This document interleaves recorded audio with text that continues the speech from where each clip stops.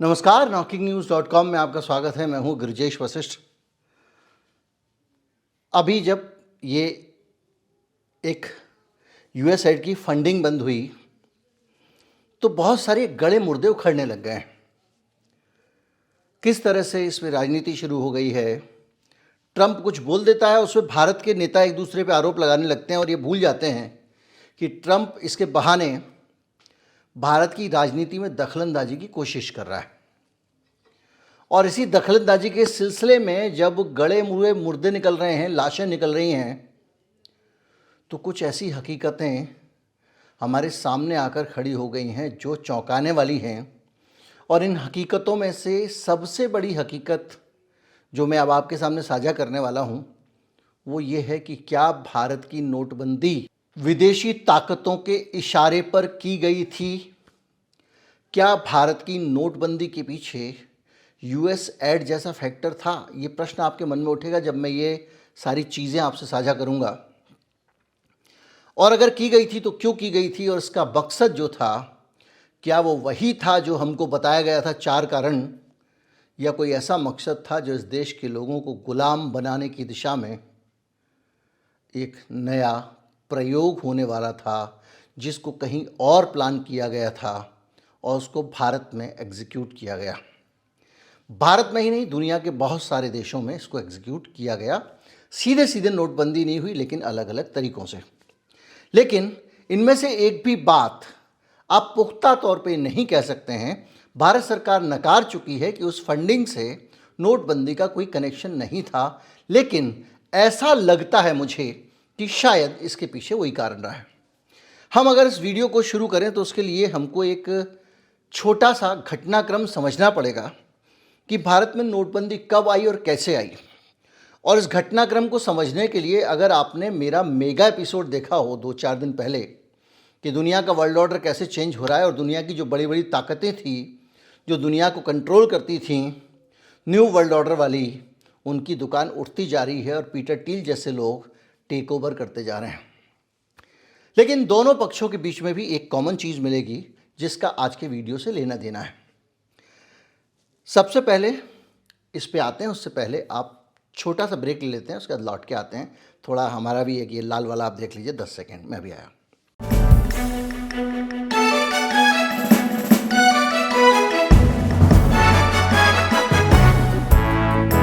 Video शुरू करने से पहले निवेदन है कि जो लोग 2-2, 4-4 रुपए की रकम ये QR कोड स्कैन करके भेजते हैं वो कष्ट ना उठाएं। और कई लोग जो है वो रोज़ 1 रुपया भेज रहे हैं, कई लोग रोज़ 5 रुपये भेज रहे हैं। बहुत लंबा हो जाता है वो पढ़ना और बार बार नोटिफिकेशन आते हैं, तो कभी इकट्ठा होके, और बहुत ज़रूरी नहीं, मैं आपको बार बार निवेदन करता हूँ, बहुत लंबे समय बाद कह रहा हूँ कि जिन लोगों के पास अपनी आय से अतिरिक्त कुछ पैसे बच रहे हैं उस पैसे में से भी एक बहुत छोटा सा हिस्सा अपनी पूरी ज़रूरतों को पूरा करने के बाद अगर आपको लगता है तो ही दें, वरना इस चैनल पे उन लोगों का अधिक अधिकार है जो हमें भुगतान नहीं करते हैं। ये फिलॉसफी मैं हमेशा बताता रहा हूँ। अब हम शुरू करते हैं कि ये पूरा सिलसिला कहाँ से आया। मैंने अभी न्यू वर्ल्ड ऑर्डर वाला जब एपिसोड बनाया था तो उसमें बताया था कि बिल गेट्स का एक बहुत बड़ा रोल है और जो इल्यूमिनाटी क्लब है या गैंग है या गिरोह है उसके ये सदस्य हैं और पूरी दुनिया को नियंत्रित करने के बहुत सारे तरीके अपनाते हैं।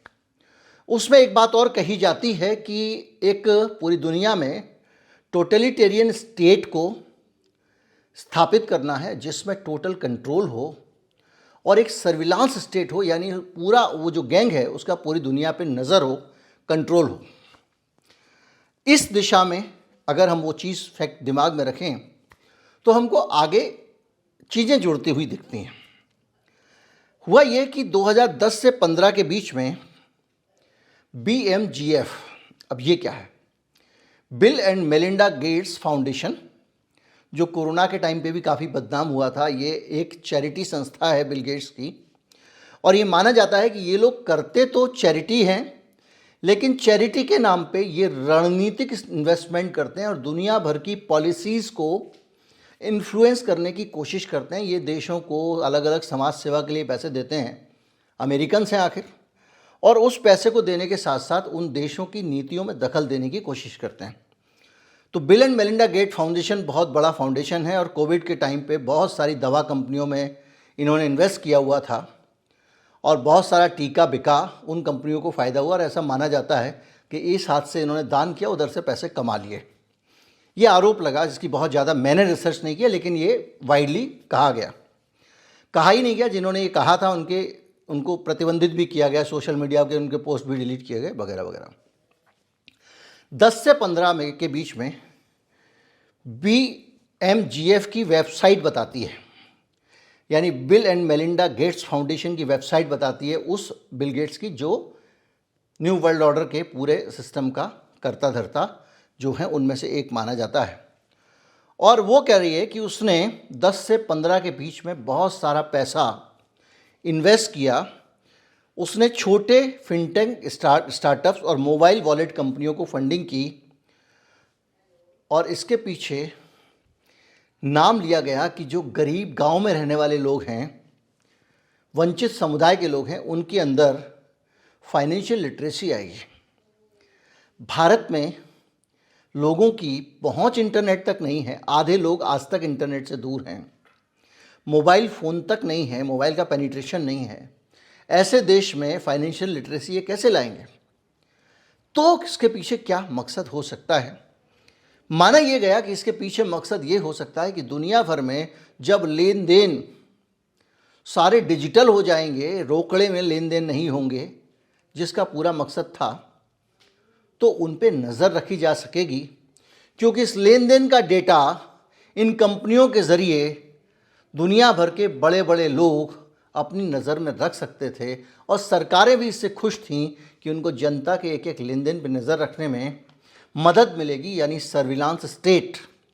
2015 तक जो है ये चला। उसके बाद 2014 के बीच में प्रधानमंत्री जन धन योजना शुरू होती है और ये 28 अगस्त 14 में शुरू जरूर हुई है, लेकिन मेलिंडा गेट और बिल गेट्स का ये सिलसिला जो 2010 से शुरू हुआ था, उसमें मनमोहन सिंह ने पहले ही इसको शुरू कर दिया था, डायरेक्ट बेनिफिट स्कीम। जो लोग मोदी जी से प्रेम करते हैं, जिनको ये लग रहा हो कि मैं मोदी जी की आलोचना कर रहा हूँ, वो जान लें कि मनमोहन सिंह के टाइम में ही बिल गेट्स साहब जो है उनके ये मनोकामना पूरी होनी शुरू हो गई थी। हमारी सरकार, चाहे वो मनमोहन सिंह की हो या मोदी जी की हो, ये लगातार बिल गेट्स साहब से मुलाकात करती रही है। बिल गेट एक ऐसा उद्योगपति है जिसकी इतनी हैसियत है कि वो जब चाहे तब भारत के प्रधानमंत्री से मिल सकता है। उनको ये विशेष दर्जा क्यों मिला हुआ है, कैसे मिला हुआ है, ये हमको समझना पड़ेगा और समझने की बहुत ज़रूरत है। और जब भी वो मिलते हैं, निश्चित तौर पे वो सिर्फ फ़ोटो खिंचाने के लिए नहीं जाते हैं, वो कुछ ना कुछ इन्फ्लुएंस करने जाते हैं। तो उस सिलसिले में ये 28 अगस्त 2014 को जब जनधन योजना शुरू हुई, तो इसमें एक चीज़ प्लांट कर दी गई कि हर आदमी का बैंक खाता होगा। और जो डायरेक्ट बेनिफिट स्कीम थी मनमोहन सिंह की, उसका नाम बदल दिया गया जनधन योजना। सबका बैंक खाता होना ऐसे बताया गया जैसे कि एक महान उपकार है जनता के ऊपर प्रधानमंत्री का कि सबको बैंक खाता मिल रहा है, जबकि सच ये था कि हर आदमी के पैसे को सिस्टम से घुमाया जाएगा ताकि उस पर नज़र रहेगी और उसको कंट्रोल किया जा सकता है। अभी तक जो व्यवस्था है उसमें पैसे को सरकार कभी भी अपनी मुट्ठी में नहीं ले सकती। ये भविष्य में ऐसी योजना भी बना रहे हैं जिसको ये लोग कह रहे हैं, दुनिया के बहुत सारे देशों में आ रहा है एक साथ, सिर्फ भारत में नहीं, जिसको ये लोग कह रहे हैं भारत में डिजिटल रुपी, या फिर जिसको कहा जाता है central bank digital currency, CBDC। यानी नोट नहीं होगा, आप अपने मोबाइल से पेमेंट कर दोगे, मोबाइल से चला जाएगा, मोबाइल से ही आ जाएगा, रुपया बैंक से भी आपको मोबाइल में मिलेगा, यानी कागज़ का नोट छपेगा ही नहीं, मोबाइल से मोबाइल पेमेंट होती रहेगी। तो ये जो योजना है ये बहुत सारे देशों में डाली गई। जब ये योजना आ जाती है तो सरकार सिर्फ नज़र ही नहीं रखेगी आप पे, सरकार के पास ये ताकत भी आ जाएगी कि वो जब चाहे एक बटन दबाए आपके सारे खाते ब्लॉक कर दे, क्योंकि आधार से पहले जोड़ चुकी है, पैन से पहले जोड़ चुकी है, तो आपका पैसा पूरी तरह से सरकार की निगरानी में है। और ये बाकायदा प्रधानमंत्री की जो योजना है जनधन योजना, उसकी वेबसाइट पे सारी चीज़ें हैं। 15 और 16 में एक और सिस्टम आया जिसमें और ज़्यादा सर्विलांस स्ट्रांग हो जाती थी, वो था फास्टैग और यूपीआई। फास्टैग के ज़रिए जब भी आप कहीं से भी जाएंगे या आएंगे, आपके ऊपर नज़र रखी जा सकती है, क्योंकि आपकी एक एक मूवमेंट कहीं ना कहीं रजिस्टर हो रही है। अब इसका अगला चरण भी आ रहा है जिसमें आपकी मूवमेंट सैटेलाइट से निगरानी की जाएगी। बीच बीच में टोल से ही पता नहीं लगेगा कि आप कहाँ कहाँ गए। आपकी पूरी आपके ऊपर नज़र होगी सैटेलाइट से, आप कहाँ जा रहे हैं, कहाँ नहीं जा रहे हैं। और ये जो है एक तरह से उस पेमेंट के जो पूरा सिस्टम है, उसका जो कंट्रोल है, उसको पुख्ता किया जा रहा है। इसके बाद में सितंबर 2016 में एक इंक्लूसिव कैशलेस पेमेंट पार्टनरशिप यानी कैटलिस्ट प्रोजेक्ट को लॉन्च किया जाता है सितंबर 2016 में। और ये प्रोजेक्ट यूएसएड का प्रोजेक्ट है। बिल गेट्स पहले से इस पे काम करता है। उसके बाद बिल गेट्स की सरकार अपना जो यूएसएड है, चैरिटी ऑर्गेनाइजेशन है, वो भी अपना जो चैरिटी करती है एजेंडा के साथ करती है। उसके ज़रिए इंक्लूसिव कैशलेस पेमेंट पार्टनरशिप की शुरुआत होती है, जिसका उद्देश्य होता है कैशलेस अर्थव्यवस्था को बढ़ावा देना, यानी नोटों से नहीं, लेन देन ऑनलाइन करो, डिजिटल तरीके से करो, ताकि सरकार का कंट्रोल रह सके। और यहाँ आपको सरकार का कंट्रोल दिख रहा है, लेकिन आप मेरा मेगा एपिसोड देखेंगे न्यू वर्ल्ड ऑर्डर की, जहाँ बात होती है तो वहाँ पर कंट्रोल दुनिया की उन महाशक्तियों का है जो अमेरिका जैसी सरकार के राष्ट्रपति को भी नियंत्रित करते हैं, उन पर भी कंट्रोल रखते हैं। Bill and Melinda Gates foundation उसका एक हिस्सा है। तो यूएसएड जो है वो मदद देता है। सितंबर 2016 में और 8 नवंबर 2016 को मोदी जी अचानक 8 बजे टीवी पर आते हैं और कहते हैं कि आपका जो रुपया था वो रद्दी हो गया, ये हो गया, वो गया। नोटबंदी हुई और उसके बाद में भारत सरकार ने जो नोट दिया वो 2000 रुपये का नोट था। ऐसा नोट जो एक बार आपके पास आ जाए तो उसको भुनाना मुश्किल हो जाए, और आपको मजबूरन जो अभी तक छोटे छोटे एजेंडे चले आ रहे थे, जैसे कि आपका यूपीआई का, जैसे कि दूसरी चीज़ों का, उसके ऊपर देश की एक झटके में निर्भरता डाल दी गई और पूरा देश कैशलेस की तरफ चला गया। और देश में ढिंढोरा पीटा जाने लगा भक्तों के बीच में कि भारत की सरकार ने नोटबंदी से कैशलेस का अपना लक्ष्य अचीव कर लिया है। यानी जिस यूएसएड की फंडिंग की आजकल बात हो रही है, उसके एक प्रोग्राम पे भारत सरकार ने पैसे ही नहीं लिए, 2 साल के अंदर नोटबंदी कर दी, ऐसा माना जा सकता है। लेकिन ये टाइमिंग है, हम ये भी मान सकते हैं कि संयोग रहा होगा। ये सब संयोग है जो कैशलेस की सब चले आ रहे हैं, और मोदी जी ने भी कैशलेस का कुछ कर दिया। नहीं लिए होंगे वहाँ से पैसे, लेकिन ये चीज़ें ये सोचने पर मजबूर करती हैं। मैं ये नहीं कह रहा हूँ कि ऐसा हुआ, लेकिन मैं ये कह रहा हूँ कि हालात कैसे हैं कि ये हुआ होगा। और ये जो पैसा है ये अर्थव्यवस्था को बढ़ावा देने के लिए हुआ। 8 नवंबर को 500 और 1000 रुपये के नोट मोदी जी ने बंद कर दिए। लोग सड़कों पे आ गए, बैंकों के बाहर लंबी लंबी लाइनें लगने लग गई। गर्मियों के कारण बहुत सारे लोगों की मौत भी हुई, बहुत सारी परेशानियां सबने झेली। और ये कुल मिलाकर इसके कारण इस देश में जो bill and Melinda Gates foundation जिसको पुश कर रहा था एजेंडा को 2010 से, उसको पंख लग गए और देश में कैशलेस पेमेंट तेज़ी से बढ़ गया। जो कैशलेस कभी नहीं करता था वो भी कैशलेस पे आ गया। कैशलेस पेमेंट को सेफ बताया गया। ये कहा गया कि इससे भुगतान करने पर ये टचलेस पेमेंट है तो आपको कोरोना नहीं होगा। कोरोना भी आया, उसमें भी यही व्यवस्था हुई। और 17-18 में नोटबंदी के बाद डिजिटल पेमेंट्स में फिर से BMGF bill and Melinda Gates foundation द्वारा ट्रस्ट और माइक्रोसेव जैसे स्टार्टअप्स और नॉन प्रॉफिट्स को फंडिंग देने वाले प्रोजेक्ट लेके आता है कि अगर आप आ रहे हो छोटे छोटे आओ नॉन प्रॉफिट में। 2020-21 में सरकार ने कोविड पर जो कुछ तरीके से कोविड का प्रबंधन किया, जो तरीके अपनाए, वो तरीके भी कहीं और से प्रेरित थे। WHO के निर्देश से चलते थे।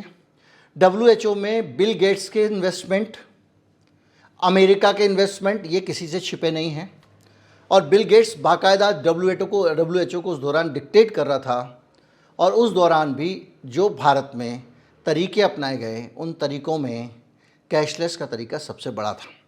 यानी अगर आप मोटा मोटा इल्ज़ाम लगाना चाहो, जैसे इल्ज़ाम आजकल नेता लोग लगाने लगते हैं, जैसे IT सेल को छोड़ दिया जाता है, तो मोदी जी ने उन इल्ज़ामों के हिसाब से अमेरिका के कहने पर, अमेरिका के पैसे से भारत में नोटबंदी और कोरोना के दौरान कैशलेस सिस्टम, इन दोनों को बढ़ावा दिया। लेकिन हम यहाँ पर यही कहेंगे कि ये एक इत्तेफाक रहा होगा, तारीखें मिलती रहती हैं। लेकिन न्यू वर्ल्ड ऑर्डर वाला बिल गेट्स पागलपन की हद तक इस देश में कैशलेस सिस्टम को लागू करने के लिए जोर डाल रहा था। इसको भारत के बाहर के देशों में भी इसी तरह से लागू किया जा रहा था, इसीलिए तो वर्ल्ड ऑर्डर है। मैं आपको बताता हूँ किस किस देश में ये हुआ। भारत में कैटलिस्ट प्रोजेक्ट UPI फास्टैग के ज़रिए ये हुआ। अफ्रीका में यानी केनिया में M-पेसा आया और उसको भी BMGF ने समर्थन दिया और वहाँ पर भी मोबाइल और डिजिटल पेमेंट शुरू किया गया। बांग्लादेश में बी कैश आया, वो भी मोबाइल वॉलेट सर्विस थी, ग्रामीण पेटीएम की तरह। ग्रामीण क्षेत्रों में ये कहा गया कि इससे आसान होंगी वित्तीय सेवाएं। भुखमरे देश में जहाँ लोगों के पास ना तो इंटरनेट है ना मोबाइल है, और वित्तीय सेवाएं गांव में आसान होंगी। बिल गेट्स हर जगह यही बातें करता है। नाइजीरिया में बेटर देन कैश अलायंस करके एक बनाया गया सिस्टम, और वहाँ पे BMGF ने माफ़ कीजिए, जहाँ BGMF बोल दिया उसको करेक्ट कर लीजिएगा, नगद लेन देन को डिजिटल कैश में बदलने के लिए पूरी ताकत लगाई। इंडोनेशिया में digital finance services labs, Latin America में प्रॉस्पेरिटी फंड जो UK एड के साथ बनाया गया। यानी जहाँ जहाँ दुनिया में बिल गेट्स अपनी अपनी चला सकता था, हर जगह कैशलेस सिस्टम उसने घुसाया। अब इसके पीछे मकसद क्या हो सकता है, इसको आप जानें, लेकिन उससे पहले आप ये समझिए कि इसको लेकर चिंताएं क्या थी पूरी दुनिया में। चिंता ये थी कि इससे डेटा प्राइवेसी का बहुत बड़ा मसला बन गया, क्योंकि मेरा और आपका फाइनेंशियल डेटा इसके बाद ट्रैक किया जा सकता था। मेरा पैसा कहाँ गया, उससे पैसा कहाँ गया। और ये जो ट्रैकिंग थी, ये सिर्फ सरकार के, किसी देश की सरकार के स्तर तक नहीं रहने वाली थी, क्योंकि ये जितने भी प्रोजेक्ट चल रहे थे इसमें एक अमेरिका का NGO BMGF इन्वॉल्व था, और वो हर जगह इन लोगों को फंड कर रहा था जो इसको लागू करने और चालू करने वाले थे। यानी यहाँ से अगर वो डेटा लेना चाहे तो उसको मना नहीं कर सकता। बताने की ज़रूरत नहीं है कि डेटा के खेल में बिल गेट्स दुनिया के सबसे बड़े खिलाड़ियों में से है, क्योंकि विंडोज़ जो आप इस्तेमाल करते हैं ये बिल गेट्स का है, सॉफ्टवेयर का शहंशाह है। वो पूरी दुनिया को कंप्यूटर से पहले दिया। फाइनेंशियल डेटा प्राइवेसी के साथ साथ फाइनेंशियल सर्विलांस भी हुई, और इससे बड़ी संख्या में निगरानी का खतरा बढ़ गया पूरी दुनिया में। मैंने आपको बताया था कि टोटल सर्विलेंस और टोटलिटेरियन गवर्नमेंट, यही आरोप लगते हैं ना तथाकथित काल्पनिक न्यू वर्ल्ड ऑर्डर पे। इसके साथ साथ डेटा का सेंट्रलाइजेशन हुआ। सारा डाटा, अगर आप पूरे देश में UPI चला रहे हो तो क्या हो रहा है, एक संस्था है भारत में जो UPI को फैसिलिटेट कर रही है, digital payment corporation of India, और वहाँ के ज़रिए ही तो ये रूट हो रहा है। यानी सारा डाटा कहाँ हो गया, एक जगह से रूट हो रहा है, यानी एक सेंट्रलाइज्ड डेटा बन गया। और इसमें USAID, BMGF जैसी अंतर्राष्ट्रीय संस्था पूरी दुनिया में लोगों की सिक्योरिटी के लिए चुनौती बन गई। जो खतरा है, आप सोचिए कि ये क्यों उन्होंने लागू किया होगा और हमारे वालों ने खुशी खुशी क्यों ले लिया होगा। इसको समझना है तो कल वाला मेरा एपिसोड देख लीजिएगा कि कैसे 1994 में जाके हमारे देश के एक सज्जन अमेरिकी एजेंडों को पूरी दुनिया में लागू करने वाली एक संस्था की ट्रेनिंग लेके आते हैं। उसके बाद वो मुख्यमंत्री बनते हैं, कभी वो कुछ बनते हैं, प्रधानमंत्री बनते हैं, ऊपर ऊपर जाते चले जाते हैं। सिलसिलेवार मैंने आपको डेटा दिया है। इसके साथ साथ एक और चीज़ हुई कि जो भी भुगतान होगा उसका डिजिटल रिकॉर्ड होगा, और रिकॉर्ड होगा तो नज़र रखी जा सकेगी। इसमें इसके साथ साथ सेंट्रल बैंक डिजिटल करेंसी की जो बात मैं आपको कर रहा था, वो सारे लेन देन सरकारी नेटवर्क पे होंगे। यानी आप जो एक वर्चुअल नोट आ जाएगा, कागज़ का नोट नहीं मिलेगा। फिर मान लीजिए कि जैसा हो रहा है यूपीआई के मामले में, सरकार अगर चाहे तो वहाँ से आपसे पैसा भी वसूल सकती है, टैक्स भी लगा सकती है। अभी तक तो सर्विलेंस को हमारे देश के लोग मानते कोई बात ही नहीं है। और जैसा हो रहा है यूपीआई में, क्योंकि ये जितना ऑपरेशन चल रहा है इसका खर्चा कहाँ से निकलेगा, तो कल के दिन अगर डिजिटल करेंसी आती है, उसका खर्चा अगर निकालता है आरबीआई, वो पैसा कौन देगा, ये अपने आप में बड़ा सवाल है। और इसके साथ साथ बहुत सारे बारीक मैनेजमेंट किए जा सकते हैं, यानी पूरा हमारी फाइनेंशियल आदतों से लेकर सब कुछ बदला जा सकता है। इसका सीधा सीधा असर जो है वो भारत के लोगों की स्वतंत्रता पर पड़ता है। जिस देश में आप 1 रुपया कहाँ खर्च कर रहे हो, कहाँ नहीं कर रहे हो, ये भी निगरानी में होगा, इस पर भी नज़र होगी। और असहमति के लिए जब सरकार 2 मिनट में कहीं पे इंटरनेट बंद कर देती है तो ये कोई बहुत बड़ी बात नहीं है कि गिरिजेश वशिष्ठ ज़रा ज़्यादा वीडियो बना रहे हैं, इनका सारे खाते सीज कर दो। तो अभी तो क्या होता है, खाता सीज करते हो, कम से कम कागज़ का नोट दे के आप जो है काम तो चला लोगे। किसी से बोलोगे भैया खाते मेरे सील हो गए हैं तो मैं यूपीआई पेमेंट नहीं कर सकता, मुझे कागज़ के नोट दिलवा दो उधार, मेरा जब खुल जाएगा तो मैं लौटा दूंगा, उससे मैं आटा राशन ले लूँगा। लेकिन जब डिजिटल नोट होंगे और उसको सरकार ब्लॉक कर देगी तो कोई रोक लेगा क्या? और एक सरकार अगर प्रावधान कर भी जाएगी, दूसरी जगह हटा देगी। एक से एक तानाशाह है दुनिया में, हम अमेरिका में भी देख रहे हैं, अपने यहाँ पे भी देख रहे हैं। इस तरह से बहुत खतरनाक लेवल पे ये ले जा रहा है और एक सेंट्रलाइज कंट्रोल इस पे होगा। भारत में मैंने जैसा आपको बताया कि गरीबों के नाम पे, इसके उसके नाम पे इसको बेचा जा रहा है, लेकिन हकीकत क्या है, भारत में करीब 140 करोड़ आबादी है 2025 का जो अनुमान है, उसमें से केवल 85% लोग इंटरनेट का इस्तेमाल करते हैं। 40% लोगों के पास इंटरनेट है ही नहीं। उसके बावजूद ये योजनाएं लागू की जा रही हैं। स्मार्टफोन केवल 75 करोड़ लोगों के पास में हैं और बाकी के लोगों के पास में केवल बेसिक फीचर फ़ोन हैं। गांव में इंटरनेट की पहुंच भारत में 40 से 45% ही है, यानी 55% गाँवों में, 55 से 60% गाँवों में इंटरनेट नहीं पहुंच पाया है। डिजिटल लिटरेसी 30 से 40% लोगों के पास ही है। फ़ोन है, इंटरनेट है, लेकिन उनको चलाना नहीं आता है। और इसके साथ साथ महिलाओं की इंटरनेट में की पहुंच केवल 30% है। और इसके बावजूद अगर फाइनेंशियल सर्विलांस लागू किया जाता है, आपको इस डिजिटल पेमेंट में फंसाया जाता है, अंतर्राष्ट्रीय शक्तियाँ इसमें ज़ोर लगाती हैं, तो आप आसानी से समझ सकते हैं कि इसके बाद इस देश के लोगों का क्या होने वाला है। ये सारी चीज़ें ये बताती हैं कि जब भी कुछ होता है इस धरती पे, उसके पीछे दुनिया में कहीं ना कहीं किसी ना किसी की कोई भूमिका होती है।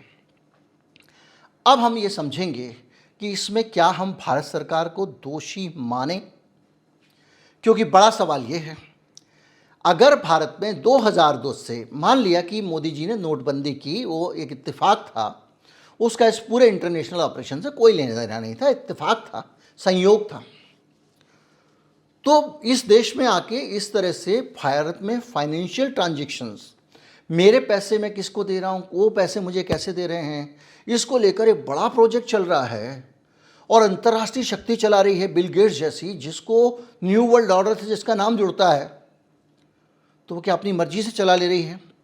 तो इसमें कई चीज़ें होती हैं। एक होती है पॉलिसी अप्रूवल। बगैर नीतिगत अप्रूवल के कोई ये काम नहीं कर सकता।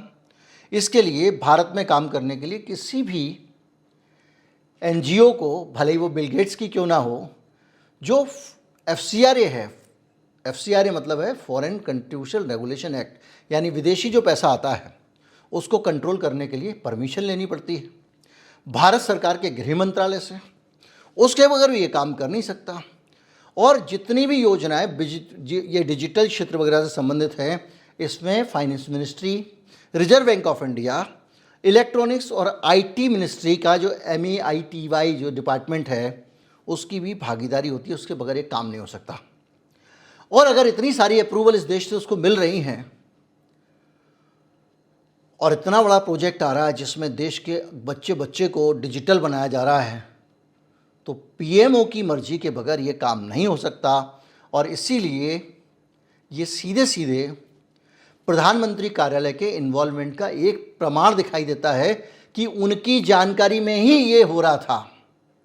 भले ही बिल गेट्स ने ये सब अपने आप नहीं किया हो, क्योंकि डिजिटल इंडिया, फाइनेंशियल इंक्लूजन और कैशलेस अर्थव्यवस्था जैसे प्रोजेक्ट खुद पीएमओ लेकर आया, मोदी सरकार लेकर आई। और इसके साथ साथ कैटलिस्ट जैसे प्रोजेक्ट जो थे, कौन से प्रोजेक्ट, जो यूएसएड का पैसा आया था, जिसमें जो भारत में कैशलेस व्यवस्था को बढ़ाने वाला प्रोजेक्ट आया था, जो नोटबंदी से 2 साल पहले आया था, जिसका हमने जिक्र किया। उसके साथ में अगर आप डिजिटल पेमेंट, फाइनेंशियल इंक्लूजन की बात करते हो, तो मुमकिन ही नहीं है कि वो यहाँ आ जाएं और प्रधानमंत्री मोदी जी को ना पता हो। यूपीआई, भीम ऐप, जनधन योजना जैसे सरकारी योजनाएं, और जिसमें इंटरनेशनल फोर्सेस के साथ में कोऑर्डिनेशन है, उनको नीतिगत मंजूरी मिली है, और तो प्रधानमंत्री की मोदी के बगैर कैसे मिल जाएगी, किसी भी प्रधानमंत्री के बगैर कैसे मिल जाएगी, ये भी बड़ा एक क्वेश्चन मार्क है, जिससे पता चलता है कि इसमें आसान काम नहीं है। क्योंकि बहुत सारे जो पॉलिसी मैटर हैं, उसमें बहुत सारे मंत्रालयों का भी तालमेल चाहिए होता है। तो कैबिनेट पूरी जब तक शामिल ना हो, तब तक ये हो ही नहीं सकता। इसके लिए इकोनॉमिक अफेयर्स कमेटी और विदेश मंत्रालय, फाइनेंस मिनिस्ट्री, उनकी स्वीकृति के बगैर ऐसे विदेशी फंडिंग और ये सब अगर यहाँ पे होने लग जाए, तब तो लुट गई, भारत लुट जाएगा। कुल मिला के 2014 में नरेंद्र मोदी आते हैं, 15 में डिजिटल इंडिया अभियान शुरू होता है, 16 में नोटबंदी होती है, 17 में यूपीआई आता है, 18 में बीजीएमएफ और यूएसएड के साथ फाइनेंशियल इंक्लूजन की बात होती है, 2020 में कोविड-19 के दौरान डिजिटल भुगतान, और 23-24 में सीबीडीसी। यानी सारा का सारा खेल, जो फाइनेंशियल खेल है, वो मोदी जी ने इस ऑर्डर में किया। इसके साथ साथ बहुत सारे छुपे हुए एजेंडे हो सकते हैं, फाइनेंशियल सर्विलांस का हो सकता है, नीति निर्माण हस्तक्षेप का हो सकता है, और भी चीज़ें हो सकती हैं। और इन जानकारियों के आधार पे इस देश के बहुत सारे लोगों को दबाकर भी रखा जा सकता है। कैसे? बीजेपी के बहुत सारे देश में दफ्तर बन रहे हैं। अभी बीच में एक जानकारी निकल के आई थी कि साहब वो इलेक्शन बॉन्ड वाला जो मामला आया था, छोटा सा मामला था, उस मामले में कैसे लोगों को ने पैसे दिए और उसके बाद वो छूट गए, अलग अलग केसेस से ये आया। तो ये जो लेन देन हुआ, जो पैसे बीजेपी को दिए गए, छूट गए, ये सब कहाँ? ये बैंकिंग सिस्टम में ही तो था। ये जो नियम बनाया था भारत सरकार ने, वहाँ पे एक बाबू बैठता है नई दिल्ली की ब्रांच में, एसबीआई की, वहाँ से बॉन्ड खरीदे जाएंगे, किसने बॉन्ड खरीदे, किस नंबर के खरीदे, किसको दान किया। तो ये जानकारी जब कंट्रोल हो सकती है, तो जो अंतर्राष्ट्रीय शक्तियाँ हैं वो ये भी पता लगा सकती हैं कि जो बीजेपी ने भव्य दफ्तर बनाया है, आरएसएस की ज़बरदस्त बिल्डिंग बनी है, या पूरे देश में उनके जो पैसे से अलग अलग बिल्डिंग, दफ्तर, ये वो बना है, जिसके जो संसाधन बने हैं, केजरीवाल का शीश महल भी मान लो, हालांकि वो तो सरकारी पैसे से बना है, तो उसके ऊपर किससे पैसा आया, कहाँ से पैसा आया, वगैरह वगैरह सब कुछ डिजिटल होगा। तो क्या न्यू वर्ल्ड ऑर्डर के लोग उसके ऊपर कंट्रोल नहीं रख सकते? और ये ऑफिशियल वाले वो नहीं, जो उनके अनऑफिशियल हैकिंग के तमाम तरीके हैं, उसका हमको नहीं पता अंदर ही अंदर। तो भारत में कौन नेता कितनी बेईमानी कर रहा है, इस पर नियंत्रण रखना उनके लिए आसान हो जाएगा, और इसी के जरिए उनका अपनी उंगली पे नचाना भी उनके लिए आसान हो जाएगा। उम्मीद करता हूँ पूरी कहानी आपको समझ में आ गई होगी। इस कहानी के बहुत सारे पहलू हैं जो हमको ये बताते हैं कि ये जो अमेरिका के आपस के झगड़े हो रहे हैं, उसमें पता चल रहा है कि ये देश खतर कैसे गुलाम होता चला गया। नेता लोग लड़ रहे हैं, वो कांग्रेस को दोष देते हैं, कांग्रेस इनको दोष देती है, लेकिन सच ये है कि मेरे देश में मुझसे वोट लेकर सरकार मेरे लिए नहीं चलाई जाती है, किसी और के लिए चलाई जाती है। नमस्कार, जय हिंद।